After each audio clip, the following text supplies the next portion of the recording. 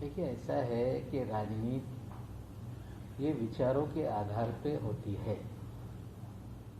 वैचारिक संघ के विचार, संघ का राष्ट्रवाद और राष्ट्रवादी के पार्टी के राष्ट्रवाद में जमीन आसमान का अंतर है।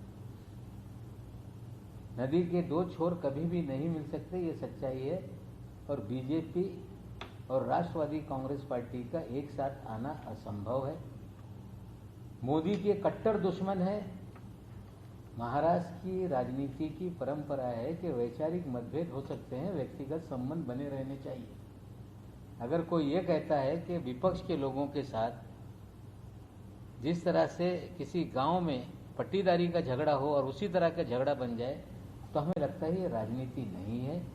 प्रधानमंत्री प्रधानमंत्री है, उनका आदर सम्मान होना चाहिए और हर व्यक्ति का एक प्रोटोकॉल होता है, वो प्रोटोकॉल भी मेंटेन होना चाहिए।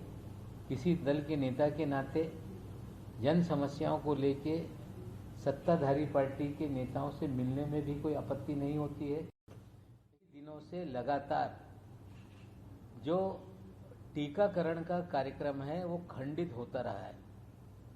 केंद्र सरकार ने पहले तो राज्यों को जिम्मेदारी दी, फिर स्वयं जिम्मेदारी ली, लेकिन जिस संख्या में टीके उपलब्ध होने चाहिए वो नहीं हो रहे हैं। इसको लेके भी पवार साहब के बीच में और प्रधानमंत्री के बीच में चर्चा हुई और उस पर भी गंभीरता से कोई एक नीति बनाई जाए, सभी दलों को बुलाकर कोई चर्चा की जाए, इस विषय पे भी चर्चा हुई। ये दो चीज़ें थी जिस पे पवार साहब की मीटिंग आज तय हुई। बहुत दिनों से ये मीटिंग होनी थी।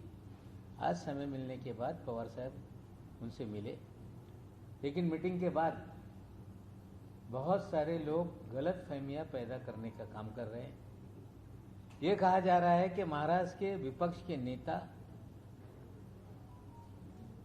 पवार साहब से मिले इस पार्श्वभूमि पे, या पहले मिले या बाद में मिले।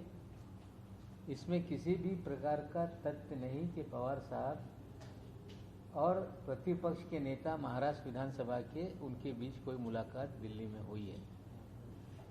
और ये जो सारा घटनाक्रम है, जिस विषय पर प्रधानमंत्री जी से पवार साहब की मुलाकात हुई, ये कांग्रेस के नेताओं की जानकारी में है। Maharashtra times YouTube channel subscribe करा आणि लेटेस्ट अपडेटसाठी बेल आयकॉनवर क्लिक करा।